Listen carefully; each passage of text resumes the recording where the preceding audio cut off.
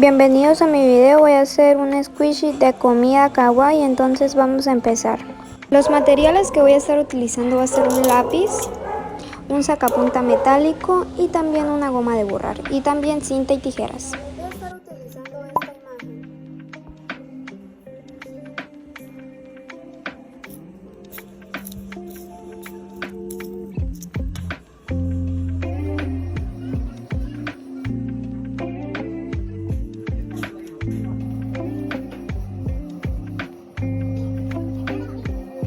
Y pues bueno, así es como les queda bien bonito y bien crunchy, lo pueden hacer de otro tipo de maneras y también de otras bolsas de comida.